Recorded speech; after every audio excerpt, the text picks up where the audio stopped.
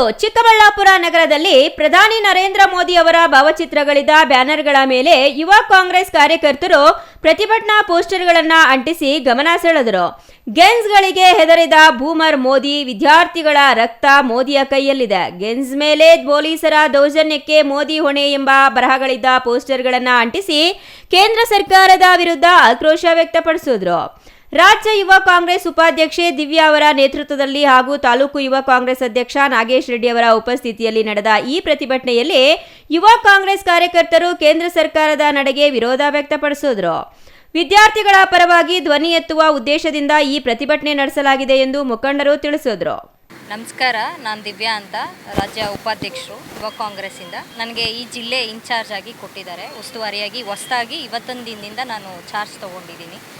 ಅದ್ರ ಜೊತೆಗೆ ಏನು ಇವತ್ತು ಯಾರ ಅಧ್ಯಕ್ಷತೆ ಅಂದರೆ ಮಂಜುನಾಥ್ ಗೌಡ್ರ ಅಧ್ಯಕ್ಷತೆಯಲ್ಲಿ ಮತ್ತು ನಮ್ಮ ನಾಗೇಶು, ನಮ್ಮ ರಮೇಶ್ ಅವರು, ವಿನಯ್ ಬಂಗಾರಿ ಅವರ ನೇತೃತ್ವದಲ್ಲಿ ಏನು ಸ್ಟಿಕ್ಕರ್ ಅಂಟಿಸೋದು ಅಭಿಯಾನ ಮಾಡಬೇಕು ಅಂತ. ಯಾಕೆ ಈ ಸ್ಟಿಕ್ಕರ್ ಅಭಿಯಾನ ಮಾಡೋದು ಅಂತಂದರೆ, ಎಲ್ರಿಗೂ ಗೊತ್ತಿದೆ ವಿದ್ಯಾರ್ಥಿಗಳಿಗೆ ಯಾವ ರೀತಿ ಜಂತರ್ ಮಂತರಲ್ಲಿ ತೊಂದರೆ ಆಗ್ತಿದೆ ಅನ್ನೋ ವಿಚಾರಕ್ಕೆ ನಾವು ಈ ಅಭಿಯಾನ ಮಾಡ್ತಾಯಿದ್ದೀವಿ.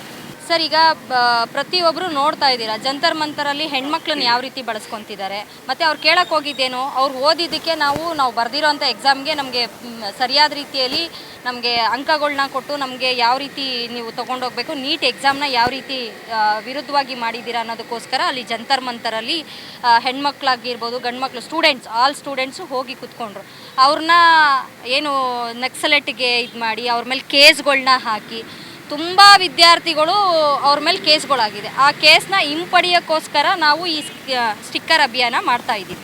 ಇನ್ನು ಪ್ರತಿಭಟನೆಯ ವೇಳೆ ಕಾರ್ಯಕರ್ತರು ಕೇಂದ್ರ ಸರ್ಕಾರದ ವಿರುದ್ಧ ಘೋಷಣೆಗಳನ್ನು ಕೂಗಿ ತಮ್ಮ ಅಸಮಾಧಾನ ಹೊರಹಾಕಿದ್ರು. ನಗರದ ಪ್ರಮುಖ ರಸ್ತೆಗಳಲ್ಲಿ ಅಂಟಿಸಲಾದ ಈ ಪೋಸ್ಟರ್ಗಳು ಸಾರ್ವಜನಿಕರ ಗಮನ ಸೆಳೆದಿದ್ದು ರಾಜಕೀಯ ವಲಯದಲ್ಲೂ ಚರ್ಚೆಗೆ ಗ್ರಾಸವಾಗಿವೆ. ಒಟ್ಟಾರೆ ಪ್ರಧಾನಿ ಮೋದಿ ವಿರುದ್ಧ ಯುವ ಕಾಂಗ್ರೆಸ್ ನಡೆಸಿದ ಪೋಸ್ಟರ್ ವಾರ್ ಚಿಕ್ಕಬಳ್ಳಾಪುರದಲ್ಲಿ ರಾಜಕೀಯ ಚರ್ಚೆಗೆ ಕಾರಣವಾಗಿದೆ. ಈ ಪ್ರತಿಭಟನೆಗೆ ಬಿಜೆಪಿ ಯಾವ ರೀತಿ ಪ್ರತಿಕ್ರಿಯೆ ನೀಡಲಿದೆ ಎಂಬುದು ಕುತೂಹಲ ಮೂಡಿಸಿದೆ. ತೋಡನಹಳ್ಳಿ ರಮೇಶ್, ಸಿಟಿವಿ ನ್ಯೂಸ್, ಚಿಕ್ಕಬಳ್ಳಾಪುರ.